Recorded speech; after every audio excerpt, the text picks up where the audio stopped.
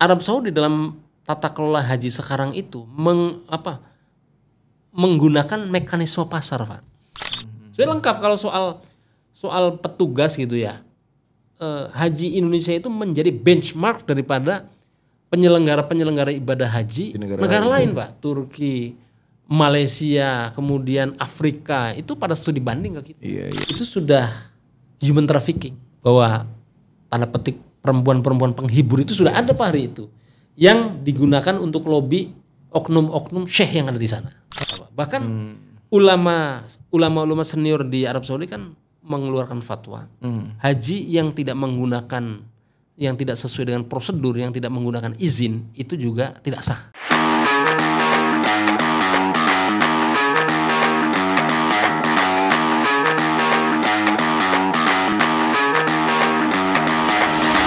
Oke, jumpa lagi di Talk Indonesia. Hari ini kita nggak mau ngomongin politik, nggak mau ngomongin tentang hukum, tapi kita ngomongin tentang bab-bab ibadah. Jadi ini hal yang barangkali sering dibicarakan, fundamen, tapi kadang luput sehingga banyak sekali kesalahan-kesalahan yang sering terjadi setiap tahunnya. Jadi kita mau ngomongin tentang haji bersama Ketua Komnas Haji dan Umroh Bang Mustoleh Siraj. Makasih Bang atas waktu dan kesempatannya. Sama-sama. Ini karena waktu beliau sangat sibuk, maka kita podcastnya agak malam ya kan. Hari ini mungkin udah muncul di banyak televisi. Ya, gitulah kira-kira. Jadi kita nggak repot-repot nyiapin transport ya kan. Iya, kita mau ngomongin tentang haji karena 2025 ini momen haji ini kan terjadi setiap tahun, dan barangkali ya seperti yang saya jelaskan di awal, kesalahan itu sama tapi diulang-ulang terus. Urusan pelayanan, urusan apalagi misalnya kayak kemarin banyak perbincangan, ini orang tua banyak yang terlantar. Bagaimana potret haji dari tahun ke tahun? Kira-kira Bang? Iya. Karena ini podcastnya berbobot, jadi harus berbobot juga jawabannya. Iya, cocok. Jadi saya punya buku Mas Arif, itu dikarang oleh Lambert Lior namanya, orang Prancis, peneliti Prancis. Cukup surprise membaca buku itu, 3 jilid tebal. Yang menarik adalah dia melacak sejarah haji itu dari zamannya Hang Tuah, Wali Songo, kemudian sebelum kemerdekaan, era Belanda, kemudian era kemerdekaan, pasca kemerdekaan, orde lama, orde baru, sampai dengan pasca reformasi ya, itu tercatat betul. Dan memang menarik haji ini sebetulnya. Dan manajemen haji juga berganti-ganti. Pernah dipegang oleh swasta murni begitu ya. Di pra kemerdekaan itu ya jalan-jalan saja begitu ya. Dulu ada travel zaman ya, pada zamannya ya. Dikelola oleh orang-orang kaya, oleh orang dari Arab, dari Singapura begitu ya. Kemudian masuk kemerdekaan sempat dilarang oleh Belanda karena haji ini menjadi pertemuannya para pejuang-pejuang dari negara-negara Islam begitu ya. Termasuk ada, tapi yang menarik dulu kan ada fatwanya Mbah Hasyim Asy'ari yang kemudian pernah tanda petik melarang haji. Karena beliau lebih berpandangan bahwa haji itu ditunda dulu, bisa tahun depan, tapi perjuangan di mempertahankan tanah air atau merebut kemerdekaan lebih penting. Pasca itu kemudian ada peristiwa dikelola oleh pemerintah, sempat dikelola oleh swasta murni, PT Arafah namanya. Tapi kemudian pilot. Kemudian masuk lagi namanya Departemen Agama, dikritik lagi karena katanya di situ monopoli. Ya, daftarnya di Departemen Agama, kemudian penyelenggaranya Departemen Agama, kemudian regulasinya Departemen Agama dianggap monopoli. Muncullah kemudian, singkat cerita, Departemen Agama berubah menjadi Kementerian Agama, kemudian dipisah lagi. Untuk soal uang tahun 2014 ada Undang-Undang Nomor 34 tahun 2014 tentang pengelolaan keuangan haji. muncul namanya dana haji, Badan Pengelola Keuangan Haji BPKH. 2017 dibentuk lembaganya. Sekarang dikritik lagi. Kenapa? Karena Badan Pengelola Keuangan Haji ternyata tidak jauh berbeda pengelolaan keuangannya itu pendapatannya cuma 6% per tahun. Kalau dibandingkan lebih efisien dikelola Kementerian Agama daripada BPKH. Kenapa? Di Kementerian Agama itu kan tidak butuh SDM baru, gaji operasional baru.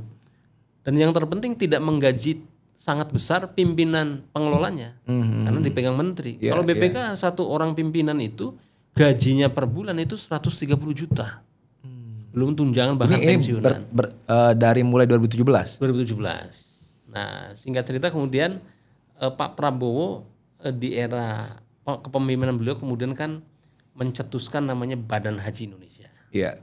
Meskipun payung hukumnya masih perpres begitu ya. Perlu ada perubahan undang-undang di Undang-Undang Nomor 8 tahun 2019. Karena biasanya sih undang-undangnya dulu baru perpres. Kalau ini perpres dulu baru undang-undang. Tapi meskipun belum, makanya BP Haji yang hari ini dipimpin oleh Gus Irfan begitu ya. Itu belum efektif dia.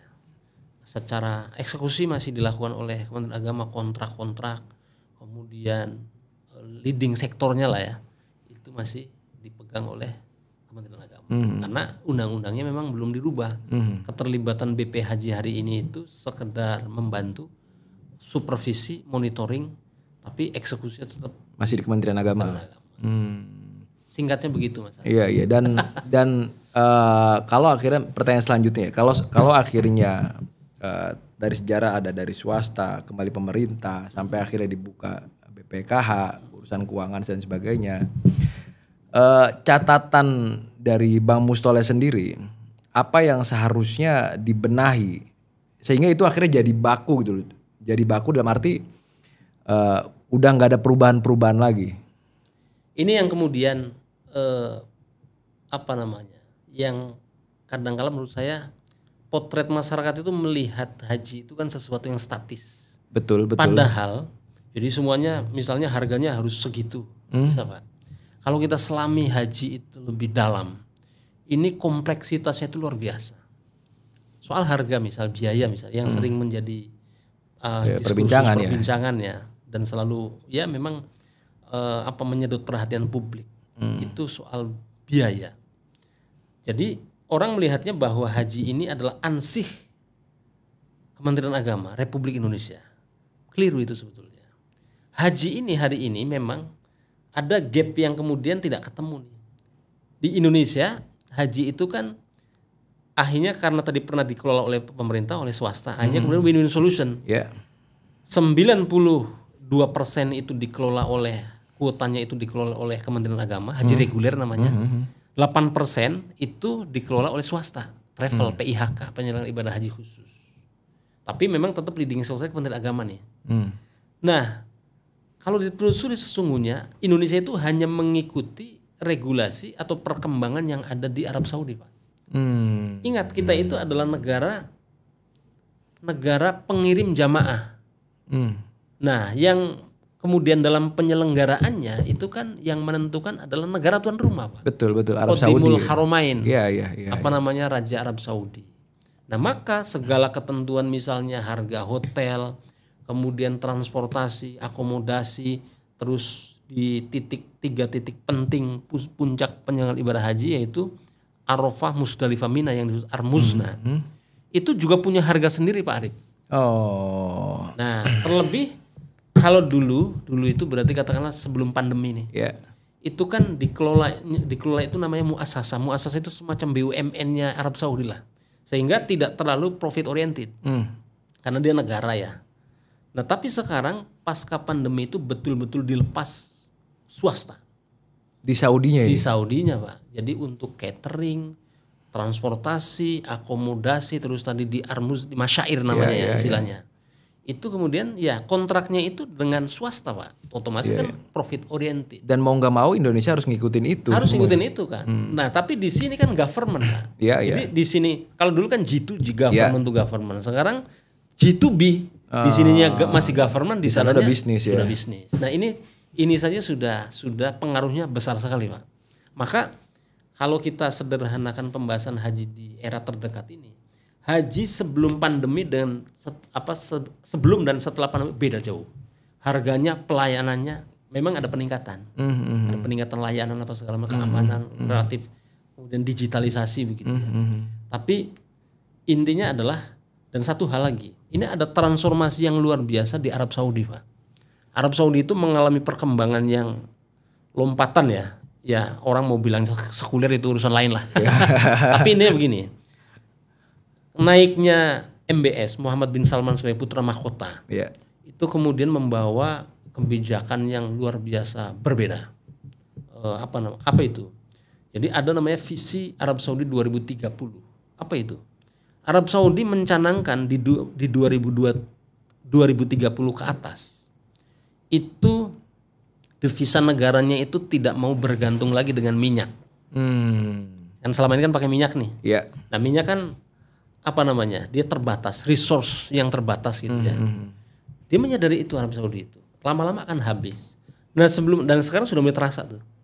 Nah sebelum mereka habis, akhirnya kemudian mengalihkan sumber devisanya itu dari sumber lain. Dari mana? Dari wisata yang namanya haji dan umroh.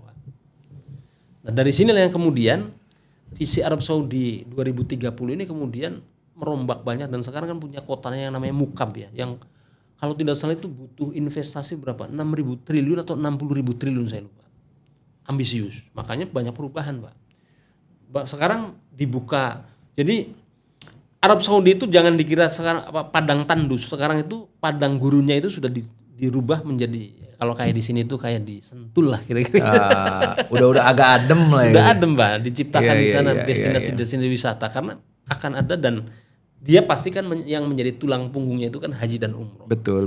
Nah makanya ini yang kemudian menurut saya negara kita itu kan menjadi negara pengirim jamaah terbesar Pak, baik haji maupun umroh. Sedunia. Yang punya kuota 221.000 per tahunnya itu cuma Indonesia. Kalau umroh memang kadang-kala diambil yang besar itu Pakistan kadang-kala. Tapi kejar-kejaran nih. Tapi di angka tidak kurang dari rata-rata per tahunnya itu 1 juta jamaah. Tetapi sayangnya ini kenapa tidak memberikan dampak yang luar biasa kepada bangsa kita Pak. Jadi kita hanya sebagai pengirim dan impact ekonominya itu masih kurang Pak. Dan saya melihatnya antara swasta dan pemerintah khususnya dalam menyikapi kebijakan transformasi Arab Saudi dengan visi 2030-nya itu, ini belum padu Pak, tidak punya roadmap kita. Nah ini masalah sih. Satu contoh misalnya soal kuota itu kalau sekarang kan memang given dari Arab Saudi, hitungannya kan 1:1000. Itu berdasarkan keputusan negara Oki tahun 78 lah atau 80 awal. Maka kita dapatnya kan 221.000. Kira-kira begitu, karena waktu itu penduduk kita masih segitulah 250 juta atau 260 juta ya. Nah, Arab Saudi memahami bahwa Indonesia dan negara-negara yang penduduknya mayoritas yang muslimnya banyak itu mengalami persoalan antrian panjang. Yang gila itu kan Malaysia Pak, 105 tahun antriannya. Jadi sebelum nikah udah daftarin anaknya. Itu belum tentu nyampe. Kalau kita sudah 47 tahun. Kurang lebih segitu. Iya, benar. Itu di daerah Makassar, daerah Jakarta sudah 20 tahunan, Pak. Haji khusus yang tadi langsung berangkat sekarang antri 8 tahun. Nah, ini kan persoalan. Sebetulnya Arab Saudi juga menyadari, bahkan visi Arab Saudi 2030 itu maunya, kalau sekarang kan antara 1 juta sampai dengan 3 juta jamaah fluktuatif. Sekarang mungkin akan menyentuh angka 1,5 atau 1,7 juta dari segala penjuru dunia. Nah, apa masalahnya? Arab Saudi sekarang sedang ambisius spot-spot yang terbatas. Kalau Masjidil Haram itu masih bisa diperluas, Pak. Bisa naik, bisa lebar, meskipun biayanya mahal itu. Karena sudah dikelilingi hotel-hotel yang internasional yang kelas berat itu. Nah, tapi kalau misalnya bicaranya Arafah, Mina, Musdalifah, Pak, bagaimana pengembangannya? Kan terbatas. Iya kan terbatas gitu-gitu aja. Segitu, tapi sekarang sedang sedang mulai dibangun vertikal untuk menampung jamaah yang besar karena targetnya ada 5 juta jamaah haji. Iya. Nah, ini dampaknya akan ke Indonesia itu akan nambah kuota, Pak. Tapi akan menjadi persoalan terkait biaya. Sampai akhirnya diskusi kita ini kan kita akhirnya baru tahu ternyata dari sana itu bisnis dan itu money oriented mesti karena bisnis. Dan ini jadi tantangan yang harus dijawab di pemerintah Indonesia tentunya aja. Indonesia negara muslim terbanyak. Paling banyak juga kuota yang dikirimkan untuk haji dan umroh.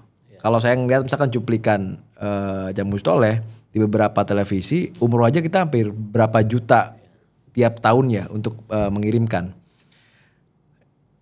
Mungkin gak sih kan sampai akhirnya, mungkin gak sih Arab itu semena-mena menaikkan harga karena money oriented, dan bagaimana langkah Indonesia seharusnya dengan banyaknya orang yang mau haji, dengan banyaknya masyarakat yang mau pergi ke Mekah, Madinah dan sebagainya.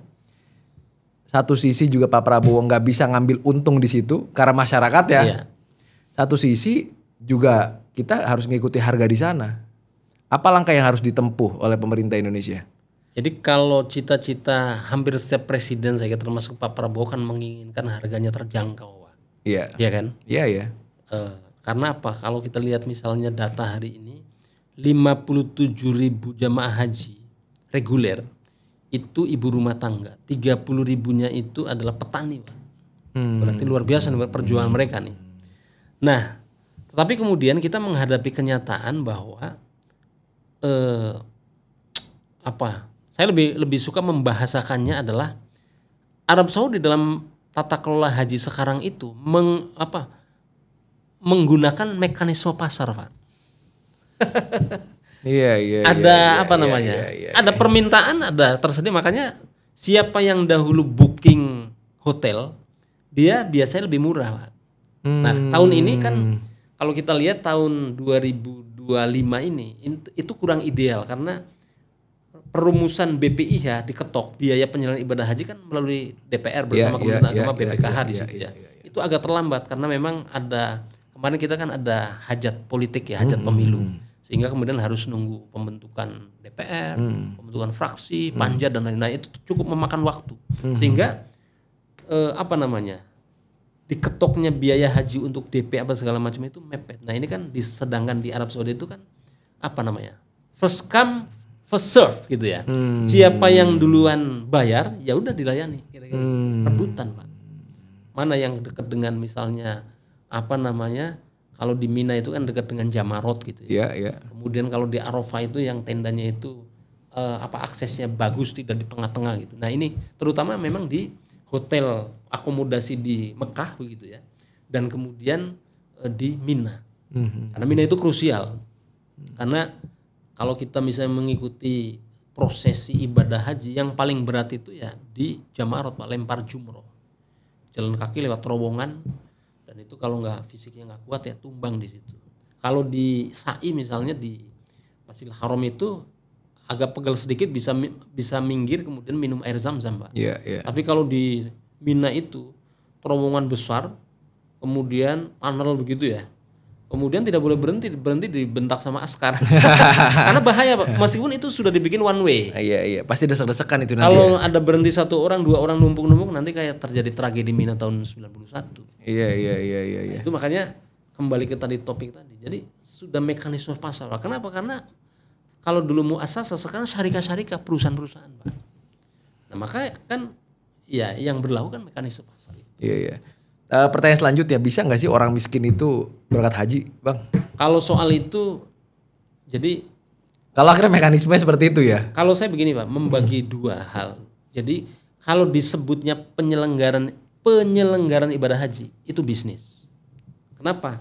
Orang mau berangkat haji itu kan harus daftar 25 juta. Iya. Kemudian pelunasan. Kalau dia sudah jadi kemudian butuh penerbangan, uang, ya kan? Butuh visa, bayar.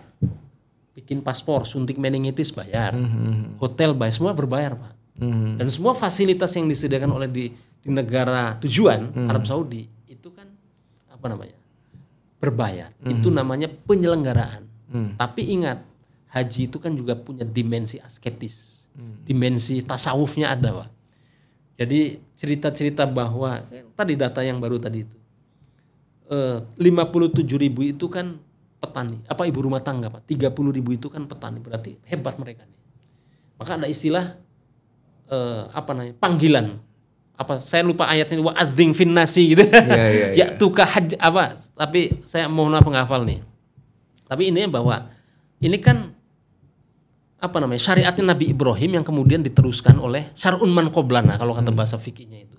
Jadi syariat Nabi Ibrahim yang kemudian diteruskan oleh para nabi termasuk oleh Nabi Muhammad. Salah satunya adalah haji itu kan sebetulnya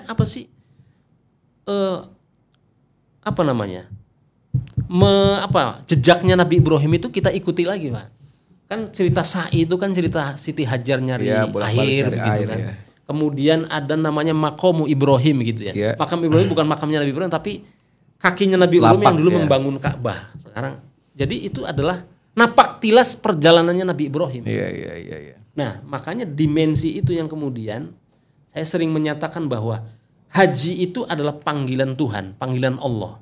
Maka Allah itu pasti memanggil semuanya sehingga mau orang miskin, orang kaya, orang yang berduit, orang yang tidak berduit dipanggil semua, Pak. Makanya banyak ada misalnya misalnya orang kaya, pejabat saking sibuknya karena dia belum dipanggil, Pak, dia nggak mau haji. Tapi begitu dia mau pensiun sudah sakit-sakitan baru mau haji. Nah itu sudah tidak nikmat. Tapi ada orang yang jualan daun, jual kebun atau nabung sebisa-bisa dia begitu ya. Itu bisa haji, Pak. Jadi ada dimensi itunya. Dimensi dan itu tidak bisa terbantahkan. Artinya apa? Ada orang-orang banyak cerita gitu ya. Bahkan ada yang mengayuh sepeda ke Baitullah kan ada, Pak, cerita orang Perancis, bahkan orang Indonesia juga ada. Karena ya ada aspek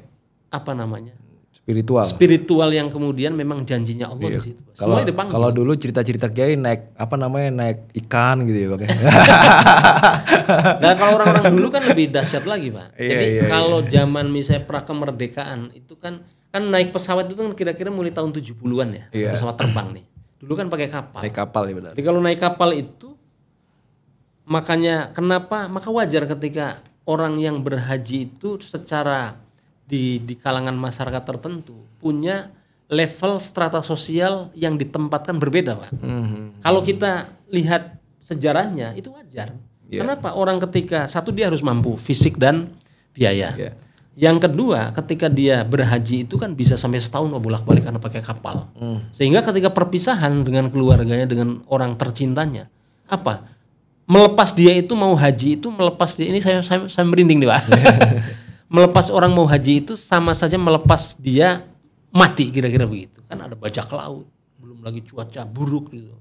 Jangan bayangkan misalnya teknologi kapal zaman itu secanggih hari ini misalnya.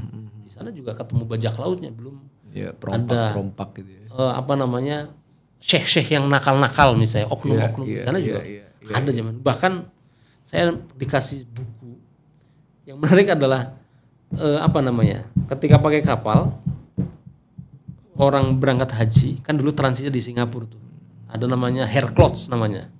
Firma haji. Itu yang kemudian dalam buku itu dinyatakan bahwa itu sudah human trafficking, bahwa tanda petik perempuan-perempuan penghibur itu sudah ada, Pak, hari itu yang digunakan untuk lobby oknum-oknum syekh yang ada di sana. Itu ada, Pak. Jadi kalau di orang Indonesia misalnya berangkat haji kemudian nggak pulang karena nyari pekerjaan di sana misalnya, itu sudah bukan. Ini true story nih. True story, Pak. Zaman dulu ketika TKI belum di moratorium itu kan begitu. Jadi makanya ketika pertama kali moratorium pengiriman tenaga kerja Indonesia ke Arab Saudi itu akhirnya mereka berangkatnya menggunakan kedoknya adalah umroh. Begitu sampai sana nggak pulang lagi, Pak. Kayak kemudian diperketat. Nah, tadi pertanyaan Mas Arief itu menarik. Kan kadang dibilang kok haji tiap tahun kok ada saja kan begitu ya. Kok manajemen sebegitu. Jadi karena haji itu aspeknya banyak, Pak. Ada aspek kesehatan, ada akomodasi, ada transportasi, ada macam-macam. Maka kadang-kala misalnya tahun 2023 nih ada tragedi Musdalifah. Jadi Jadi waktu itu terjadi begini kira-kira. Kebetulan saya waktu itu jadi tim monitoring dan evaluasi Kementerian Agama. Jadi saya bisa mobile kemana-mana. Waktu itu yang terjadi adalah biasanya itu, ini tradisi nih, saya sudah tanya ke orang-orang yang pejabat yang berkali-kali haji. Biasanya di Musdalifah itu tidak ada masalah, Pak. Karena Musdalifah itu kan cuma transit. Puncak haji itu kan tanggal 8, berarti tarwiyah kan, bergerak nih. Semua yang ada di hotel-hotel Mekah itu jamaah dimobilisasi, dibawa ke Arafah, kira-kira nyampe maghrib lah sampai malam gitu ya. Karena besokannya wukuf tanggal 9 Dzulhijjah. Makanya kalau sudah wukuf berarti sebentar lagi lebaran. Wukuf sampai malam, sampai apa, kemudian malam itu biasanya habis Isya atau habis maghrib itu digeser, Pak. Malam tanggal 9 menuju 10 nih, digeser ke Musdalifah. Nah Musdalifah itu cuman ada sekarang murur namanya. Murur itu cuman lewat doang. Ada yang punya keyakinan harus bermalam di situ meskipun beberapa jam gitu ya. Nah sekarang karena di situ padat, itu ada murur, boleh lewat saja. Saya termasuk yang murur, Pak. Cuman ngambil batu, baca doa di situ sebentar, kemudian jalan lagi. Nah dari situ kemudian kan digeser, Pak. Digeser itu ke Mina untuk besokannya itu hari tasyrik, hari untuk kemudian lempar jumroh kan. Ula wusto akobah. Ini istilah-istilah begini supaya orang percaya saya Komnas Haji, Pak. Dan pernah haji. Pernah haji. Makanya agak sulit tadi aturan ini Bang Haji Mustola Siroj ya. Iya kan? Nah, jadi karena dia cuma transit dan cuma 1 malam lah ya. Secara schedule itu paling lama jam 6 atau paling lambat lagi jam 7 pagi sudah digeser, Pak. Nah, singkat cerita kemudian dilalah kemudian macet total, Pak. Di bis-bis kan di sana ada puluhan ribu bis, Pak, yang mengangkut jamaah. Ada yang jalan kaki yang fisiknya kuat biasanya dari muslim dari Afrika gitu. Kalau orang kita nggak mungkin.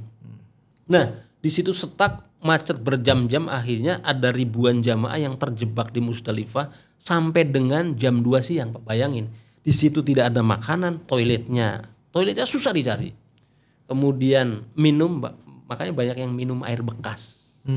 Dan tahun 2023 itu kan baru dicanangkan, waktu itu menterinya masih Gusmen ya. Pertama kali dicanangkan secara tegas bahwa haji ramah lansia, itu lansianya 65.000, Pak. Akhirnya kemudian banyak kepanasan, untung yang bawa payung itu ya, untung itu. Akhirnya baru steril itu kira-kira jam 14 waktu setempat. Setelah itu kemudian didorong ke Mina. Disitulah kemudian mulai banyak jamaah lansia yang kelelahan, yang kemudian menyebabkan tahun 2023 itu adalah jamaah haji yang wafat itu memecahkan rekor haji tahun 2015. Tahun 2015 itu yang wafat itu kurang lebih ada 620-an. Kemarin ada 830-an. Itu angka yang, karena tadi satu persoalan lansia kemudian ada faktor kelelahan karena ada tragedi Musdalifah. Nah, 2024, Pak, relatif lancar. Ini di luar kemudian muncul pansus ya. Kalau pansus saya kira politis lah. Tapi ini ditutup dengan cara kemudian kebijakan menteri memobilisir dan menambah jumlah petugas di Musdalifah. Tahun ini, Pak. Itu ya. Jadi tahun ini kemudian yang sekarang mulai muncul nih, mudah-mudahan sih tidak banyak ya. Ini adalah masalah visa yang terlambat terbit, Pak. Teman-teman teman-teman di jamaah di NTB, Pinrang. Nah, ini kasus semacam ini tahun lalu tidak ada, Pak. Nah, saya mau katakan begini, apakah ini kesalahan Kemenak? Tidak. Karena visa itu kan yang menerbitkan itu kan negara tuan rumah. Tapi karena Kementerian Agama sebagai leading sektor ya, mau tidak mau yang jadi, sudah rame nih jadi bemper lah ya kan akhirnya. Ya akhirnya ya wajar saja karena dia penyelenggaranya, kemudian masyarakat minta supaya keluarganya yang sudah tercatat ini diterbangkan. Tapi kalau terbang kan tidak ada visanya, bagaimana mau terbang? Betul. Nah, tapi satu hal saya kira mudah-mudahan ini segera terselesaikan dan karena memang akan dampaknya luas, Pak. Jadi haji tadi itu, kalau misalnya jangankan gagal berangkat karena visa, Pak. Tahun 2024 yang lalu itu kan ada insiden penerbangan di SOC Solo, kemudian di Makassar itu beberapa penerbangan itu terlambat beberapa jam. Kemudian yang parah adalah ketika pulang terlambat 42 jam, 2 hari kan berarti itu. Nah singkat cerita, kalau jangankan 2 hari Pak, penerbangan terlambat 2 jam 3 jam masalah. Kan jamaah terbang nih Pak, Mas Arif. Terbang di sana kan sudah ada tim yang nyambut nih. Betul. Bus untuk membawa jamaah turun dari bandara, bawa koper ke hotel mereka. Di hotel sudah disiapkan makanan Pak, namanya orang dari perjalanan jauh kan, berjam-jam. Nah singkat cerita, kalau kalau penerbangannya di-delay, maka di sana berantakan. Betul. Bagaimana masuk hotelnya? Cateringnya basi. Oh iya. Kan itu kan. Iya sudah dipastikan semua akhirnya mundur.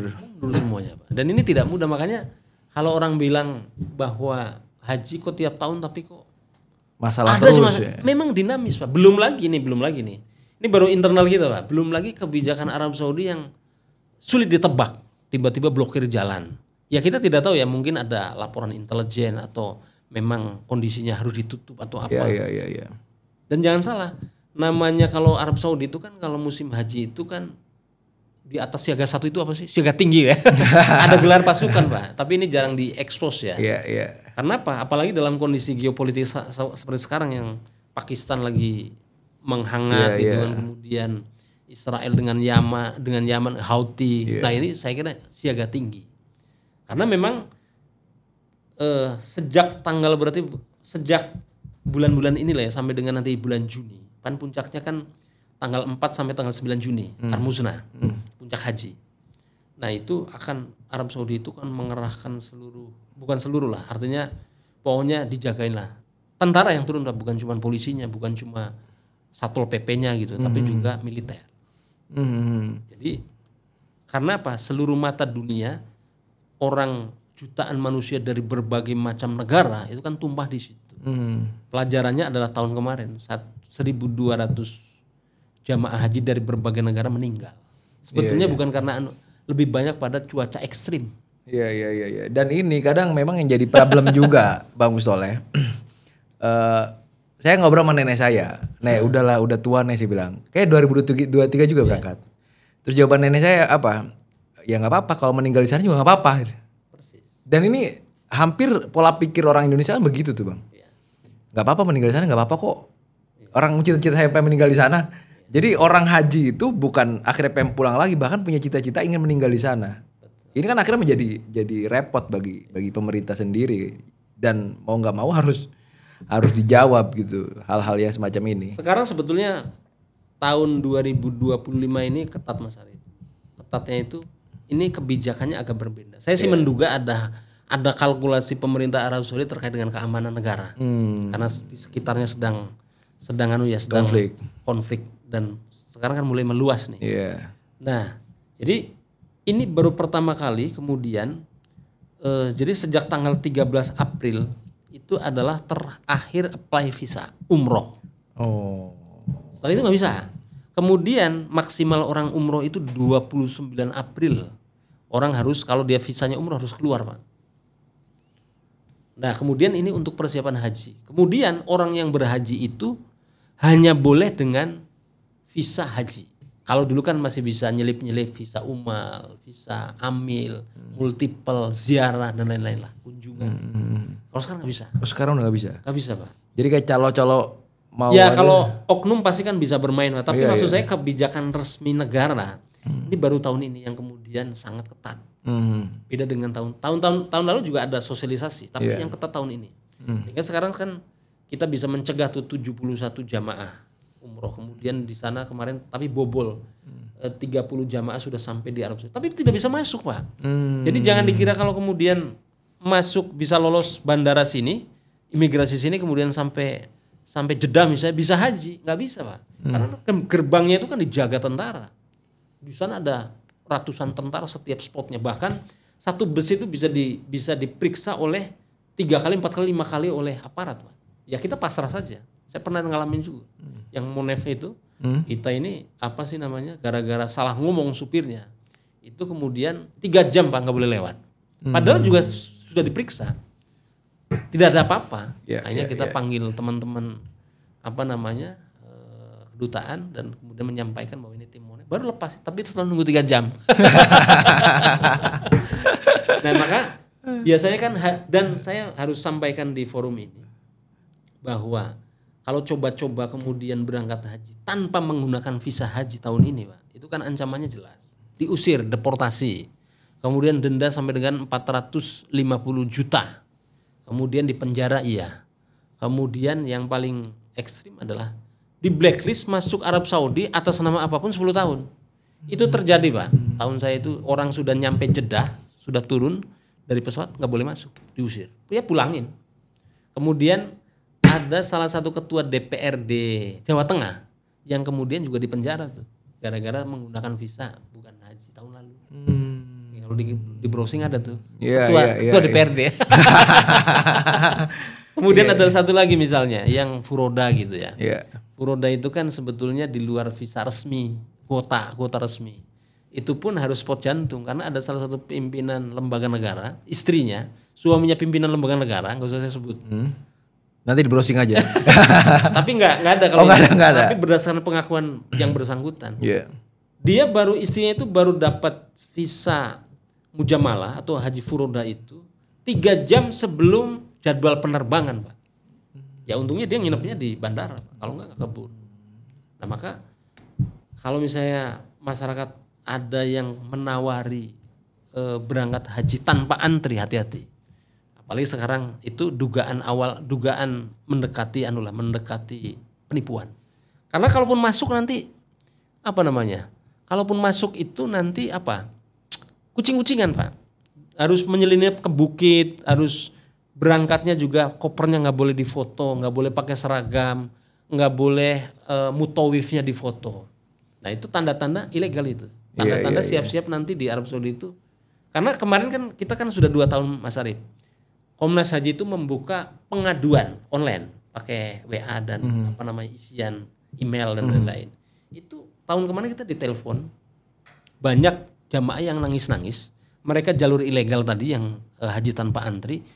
Betul nyampe Mekah, nyampe Arab Saudi. Tapi kemudian karena tahun kemarin saja sudah razia besar-besaran tuh. Sekarang apa lagi?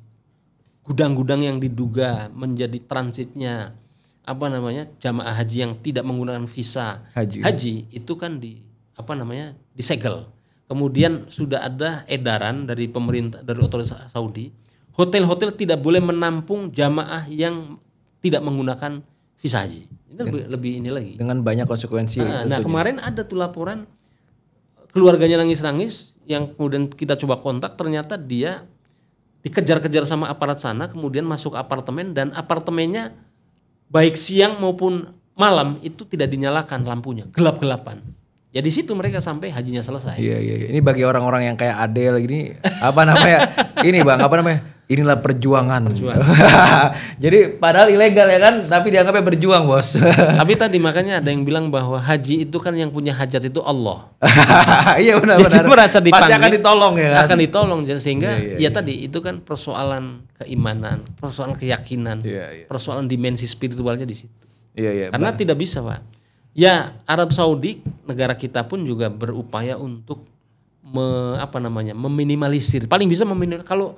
Kalau kemudian nggak ada haji ilegal sama sekali susah, Pak. Bahkan ulama senior di Arab Saudi kan mengeluarkan fatwa haji yang tidak menggunakan, yang tidak sesuai dengan prosedur, yang tidak menggunakan izin itu juga tidak sah. Iya. Bagi orang-orang yang akhirnya punya travel, Bang, dan itu nakal, konsekuensinya apa ketika dia memaksakan untuk pergi ke sana? Ya kalau konsekuensi itu jelas.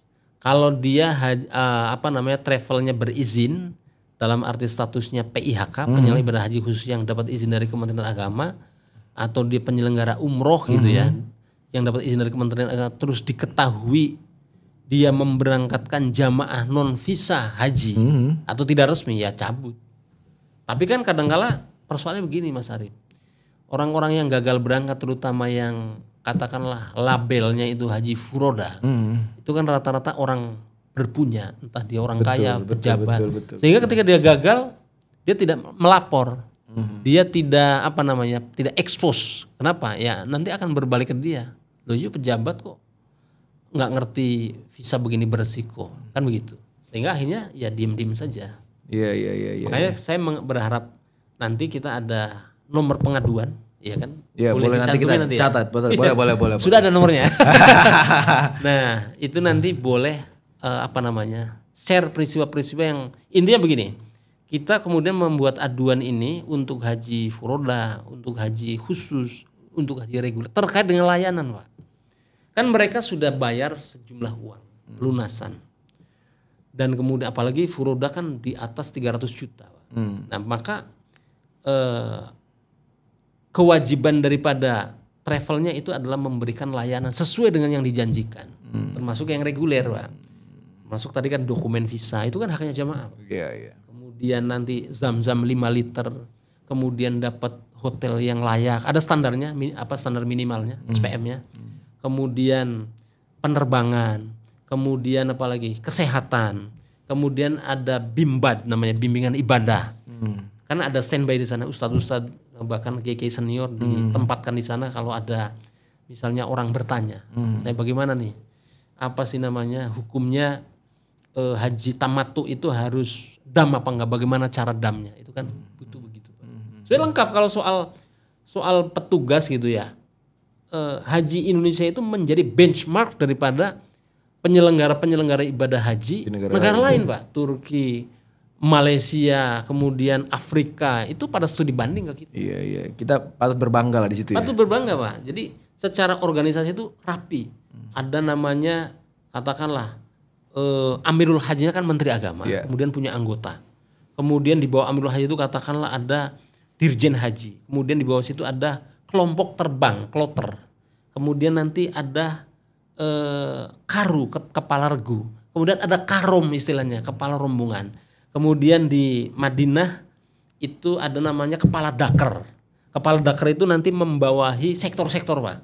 Jadi nanti jamaah haji itu kan ditempatkan di satu hotel, ada yang berdekatan, ada yang jauh. Tapi ditandai ini sektor 1, sektor 2. Dan di situ ke sektornya biasanya itu kalau nggak Kakanwil itu kan Depak, Pak. Karena di daerah, sehingga koordinasinya enak. Iya, secara struktur seharusnya udah rapi banget ya. Rapi sekali, Pak. Iya. Tapi apa yang terjadi? Tahun 2024 itu ada jamaah haji Palembang yang hilang 1 orang. Kemudian dan kadang-kadang di sweeping. Jadi kalau misalnya dan pimpin khusus Armusna, Mas Arif, itu yang pimpin operasi itu militer, Pak. Saya masih ingat itu namanya Kolonel Harun. Kalau nggak dari angkatan udara, dari angkatan laut. Itu yang kepala operasinya, Pak. Kepala operasi Armusna. Saya nggak tahu tahun ini. Dan di situ kan banyak teman-teman polisi, tentara kan diperbantukan di situ. Iya. Dan itu kayak gaya-gaya militer, Pak. Karena memang harus rapi, karena perjumpaan di satu titik, kemudian jamaah membaur dengan jutaan orang, Pak, dengan pakaian yang sama. Bagaimana? Iya, benar-benar belum ketutupan orang-orang Afrika. Betul. Ya kan. Kan petugas ini saya melihat ada perubahan seragam petugas. Tahun saya kan pakai putih, pakai rompi, kemudian bajunya putih. Itu nyaru, Pak. Susah dikenali karena semua kan pakai ihram. Iya. Walaupun belum puncak haji ya, kadang-kala ketika kemudian petugas-petugas yang di area seksus namanya, sektor khusus kan, Masjidil Haram sama Masjid Nabawi itu disebut sektor khusus. Karena di situ terutama di Masjidil Haram ya. Itu ketika ada petugas ketutup, Pak. Warna bajunya itu jadi nyaru dengan nyamar yang pakai ihram. Makanya sekarang bajunya agak biru sehingga bisa identifikasi lebih mudah. Nah, itu salah satu hal kecil-kecil. Dulu batik gitu, kemudian sekarang diganti. Nah, hal-hal kecil-kecil yang kemudian jangan bayangkan misalnya orang jamaah haji itu kayak Mas Arif yang sering keluar negeri gitu ya kira-kira ya. Amin. Tapi ada yang baru naik pesawat. Iya. Ada yang baru ke Arab Saudi. Ada yang sudah berkali-kali. Dan itu lebih banyak ya. Nah, itu lebih banyak karena tadi petani, orang-orang biasa gitu ya, yang kemudian ya dia paling bertemunya silaturahminya kan level desa, di kampung. Nah, sekarang digitalisasi. Arab Saudi sudah banyak. Jadi Mas Aryo sekarang beberapa tahun ini, kalau dulu masuk ke Raudhah itu kan taman surga, rumahnya Rasulullah ya. Nah, itu kan bebas-bebas saja. Sekarang harus pakai aplikasi, Pak. Daftar. Kalau nggak bisa menunjukkan aplikasi diusir, Pak. Sudah antri berjam-jam nih ya. Ditanya sama petugas mana ininya. Kalau nggak ada. keluar dari sana. Iya, ada surat izinnya lah. Iya, walaupun itu elektronik. Iya. Sekarang sudah pakai begitu. Bahkan kalau tawaf saya tidak tahu apakah nanti akan pakai nusuk, tapi ada waktunya kemarin waktu pandemi itu harus izin seperti itu. Iya, dan kalau nggak salah hari ini untuk ke Raudo juga cuman boleh sekali. Yes. Kalau dulu bisa bolak-balik kan? Bisa bolak-balik, bisa berkali-kali karena tadi sudah aplikasi bisa terdeteksi. Iya. Problemnya adalah begini Pak, bagaimana jamaah kita? Jamaah kita apakah bisa semuanya pakai handphone? Iya kan? Iya. Jangankan pakai aplikasi Pak, pakai nusuk namanya. Apa namanya? SMS saja, WA saja kan harus dibantuin orang Pak. Iya. Nah, itu repotnya. Ya belum HP jadul yang nggak bisa nginstal aplikasi ya kan? Nah itu kan dinamika yang orang tidak tahu begitu ya. Dan kemudian ini di negara orang Pak, bukan di Cibubur. Iya. Bukan ini di Ciputat juga. Bukan artinya yang kita bisa telepon teman-teman gitu ya di sana. Iya. Makanya tapi pesan saya pada jamaah yang berangkat, terutama yang lansia. Itu juga harus dipantau oleh keluarganya yang di rumah Pak. Istilahnya gini kan, di tubuh jamaah itu kan ada banyak identitas, ada KTP barangkali, paspor, visa. Ini istilahnya apa? Terburuknya ini boleh hilang Pak, hilang tanda kutip, artinya kalau paspornya hilang memang jangan sampai. Tapi kan bisa nyari pengganti ke petugas ya di sana. Tapi ini intinya masih bisa ditanggulangi. Yang repot kalau gelang hilang Pak. Kalau gelang hilang udah kabur. Karena kalau di gelangnya masih ada, itu kan di situ ada barcode-nya. Jadi bisa disorot pakai handphone juga bisa. Akan kelihatan kemudian dia dari kloter mana, nginepnya di hotel apa, sektor berapa. Padahal seremeh itu ya gelang ya? Gelang, tapi kalau sudah lepas jangan dikira Pak. Terobosan menyangkut soal haji ramalansia itu bagus. Tapi di awal-awal agak tantangannya lumayan besar Pak, karena ada yang demensia. Demensianya itu ada yang lagi pesawatnya sudah terbang, kemudian ingat ayam atau burungnya di kampung, pengen turun. Ya kan? Tapi yang lebih ini lagi, ya ini harus saya ceritakan ya, karena ini nyata. Itu kemudian orang tua, mungkin karena tadi faktor demensia, mungkin ada juga komorbidnya barangkali ya. Yang kemudian merepotkan jamaah yang lain. Apa itu? Koper jamaah temennya satu kamar dikencingin Pak. Bagaimana itu Pak? Belum lagi itu masih mending. Belum lagi kemudian beliau-beliau yang sudah sepuh kemudian buang air besar air kecil itu di kasur. Nah yang sampingnya kalau keluarganya masih mending Pak. Bagaimana kalau dia bukan keluarganya? Pasti dia kan akan bilang ini saya milih ibadah atau memilih merawat orang ini. Petugas bagaimana? Terbatas petugas. Jadi hal-hal begitu yang kemudian dinamika haji Pak. Iya kompleks banget ternyata ya. Iya kompleks banget Pak. Secara hukum, saya kan orang berlatar belakang hukum ya. Iya. Menarik Pak. Dulu saya sih melihatnya sama kayak orang-orang pada umumnya. Itu kan sederhana, tinggal berangkat. Iya berangkat selesai soal pulang. Hukum juga sama Pak, ternyata kompleks. Ada hukum haji, ada undang-undang haji ya. Kemudian ada asuransi, kita belajar asuransi. Ada penerbangan. Yang menarik adalah hukum internasional Pak. Kan di negara Arab Saudi. Belum lagi kita belajar misalnya taklimatul hajj, aturan-aturan di Arab Saudi. Jadi sangat kompleks. Maka haji itu sebetulnya bukan cuma Kementerian Agama, Kemenkes itu kan harus hadir. Bahkan ada subdit haji dan umroh di Kementerian Kesehatan dan punya anggaran di sana. Kementerian Perhubungan harus terlibat, imigrasi harus terlibat, kepolisian harus terlibat, Kemenlu harus terlibat Pak. Jadi hajat hidup orang banyak ini. Makanya ya tapi ketika ada masalah, ketika ada masalah di penyelenggaraan haji di sana, jangan buru-buru Kemenak tidak bekerja atau petugas tidak bekerja Pak. Memang kan pakai ikhram nih. Wah ini Kemenak terlantar misalnya kayak kemarin ada jamaah haji meninggal di kursi roda yang dinarasikan bahwa tidak diurus oleh petugas. Wah itu salah, keliru besar Pak. Pertama, betul nggak dia jamaah haji Indonesia? Kan pakai ikhram semua Pak. Wajahnya juga kalau orang Filipina bagaimana? Kan mirip-mirip kita. Orang Malaysia bagaimana? Yang kedua kemudian, apakah dia jamaah haji reguler, haji khusus atau haji ilegal? Jadi jangan buru-buru suudzon lah. Kesian orang Kementerian kawan-kawan kita ini. Iya. Belum lagi misalnya di dalam wilayah kayak kemarin ada pansus-pansus Pak. Kadang-kadang juga narasinya seolah-olah terjadi pada tahun 2024. Padahal itu kejadian 3 tahun lalu karena mentang-mentang sama-sama pakai ikhram Pak. Jadi video-video lama gitu ya yang diviralkan sebagainya. Iya, nah itu saya kira makanya harus betul-betul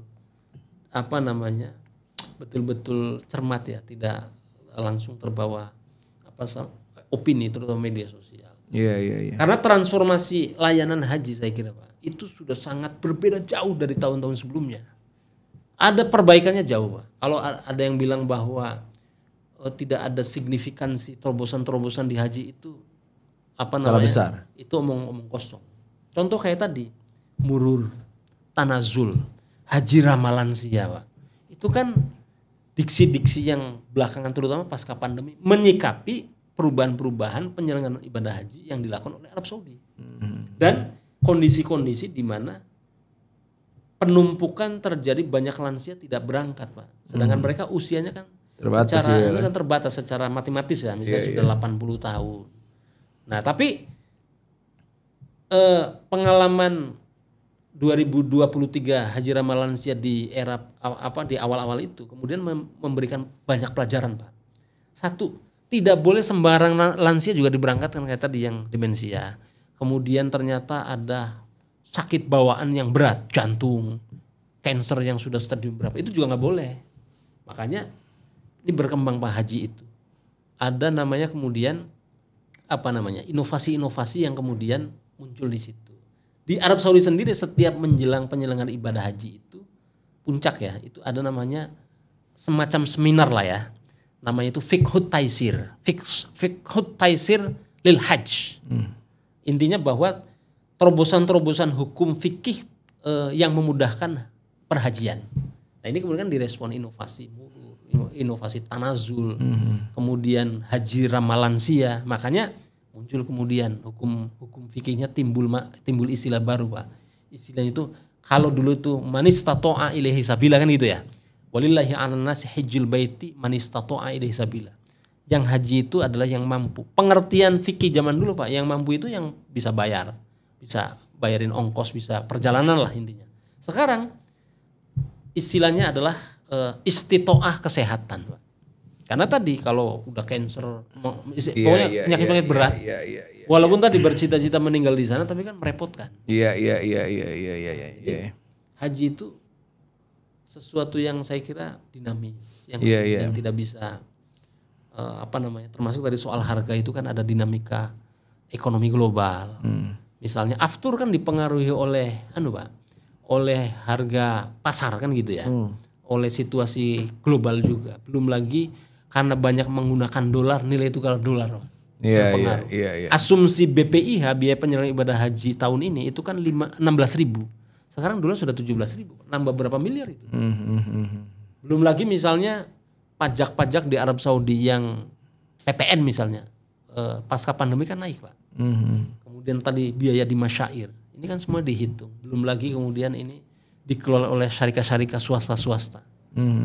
Ya begitu kira-kira. Iya. Jadi kalau misalnya akhirnya harus ngomong ideal kayak akan susah ya.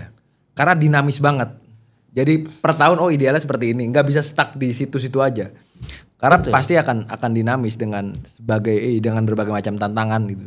Maka saya kalau soal harganya saya lebih suka dengan istilah rasional. Rasional dan terjangkau. Kalau murah itu ini agak bisa jadi ukurannya apa murah itu? Karena setelah pandemi Pak tidak murah. Haji terakhir yang tanda petik murah itu 2019 Pak. 2019 itu masih berapa tuh? Masih kira-kira 80 atau 79 juta kan. Itu pun masih ada subsidi kan. Sekarang kan naik. Kenapa? Karena ya tadi dipengaruhi oleh banyak hal. Termasuk juga layanan-layanan baru yang dilakukan oleh Arab Saudi dulu manual, sekarang sudah pakai elektronik hajj. Nah, ini kan juga butuh biaya. Iya. Ya biaya itu saya kira tidak murah, itu ukurannya apa? Iya, dan saya kira kalau kita ngebahas haji nggak bakal habis ya. Sampai 5-9 jam nggak bakal habis ini, ya kan? Karena topik-topiknya juga masih banyak banget. Tapi ada satu konklusi yang menurutku agak menarik ya. Jadi selain haji itu selain panggilan dari Tuhan, jokes teman-teman katanya bisa jadi haji itu panggilan dari Kemenak gitu. Karena panggilan dari Kemenak untuk jadi petugas. Panggilan lapangan banteng. Kalau saya beda. Panggilan ketua Komnas Haji yang punya kuota petugas. Jadi kita berharap dapat panggilan dari Komnas Haji dan Umroh ya kan, Bang Mustol ya kan. Barangkali kita bisa haji ya, tapi di sana kan harus jadi petugas mau nggak mau kan, pengabdian kan ini Bang ya. Iya, kalau petugas sebetulnya kan ada dibuka. Jadi petugas pun itu kan kompetisi, Pak. Jadi kan ada petugas KPPS gitu. Petugas pemilu nih. Nah, kalau petugas haji itu kan dunianya dapat, akhiratnya dapat katanya. Iya. Makanya kemudian ini menjadi orang yang pernah menjadi petugas itu dia punya kebanggaan tersendiri, Pak. Selain kemudian Haji Abidin kan, haji atas biaya dinas gitu. Itu juga ya punya pride tersendiri karena melayani duyufur rahman kan gitu. Sehingga terlebih kemudian ada BIMTEK-nya, berhari-hari mereka bagaimana cara melayani jamaah. Termasuk teman-teman media, Pak. Jadi teman-teman media itu sudah betul tuh Kementerian Agama itu beberapa tahun terakhir itu ada BIMTEK khusus untuk media center. Jadi kayak kita ini bisa daftar ya berarti Bang ya? Ya bisa dong, bisa. Tapi ada kuotanya. Jadi nanti tahun depan Mas Arief daftar. Tahun ini aja Bang. Tahun ini kelihatannya sudah closing ya, karena MCH namanya Media Center Haji itu BIMTEK-nya sudah kayaknya habis Lebaran kemarin ya. Karena harus BIMTEK, kalau nggak BIMTEK istilah masyair, istilah armuzna, istilah apalagi istitoa nggak bisa Pak, nggak bisa sembarangan orang karena punya diksi tersendiri dia. Iya. Nah, makanya jangan sampai keliru. Kemarin kan misalnya ada yang bawa salah satu lembaga negara bawa wartawan kemudian tidak di BIMTEK sehingga kemudian banyak diksi-diksi yang kurang pas lah kira-kira gitu. Nah, makanya Mas Arief walaupun S1-nya perbandingan mazhab dan hukum. Iya. Nah, maka harus BIMTEK dulu, Pak. Loh kalau haji, jamaah haji kan harus manasik, Pak. Iya, benar. Jangan sampai beda. Orang tawaf itu kan sebelah kiri nih Ka'bahnya. Jangan sampai Mas Arief dari kanan tabrakan, Pak. Puter-puter ya kan? Iya. Belum lagi cara lempar jumroh doanya jangan sampai kena kepala orang. Iya. Jangan sampai tawafnya tawaf aktivis ya kan, nabrak-nabrak senior ya kan. Belum lagi pakai ihram. Pakai ihram itu kan kalau belum haji belum umroh itu beda Pak. Nyelempangnya ke kanan atau ke kiri. Iya. Oke, Bang Musoleh makasih banyak atas waktu dan kesempatannya. Nggak kerasa kita hampir sejam nih ya kan, kita ngobrol-ngobrol seputar haji. Karena memang nggak bisa lepas dari ini isu-isu grassroots, meskipun semahal apapun pasti orang berjuang tuh. Ya kan, jual sawah, jual mobil, jual isu ada juga ya kan. Sekali lagi Bang Musoleh makasih atas waktu. Terima kasih Mas Arief. Oke, teman-teman Deep Talk semuanya jangan lupa like dan komen dan nantikan video selanjutnya. Salam.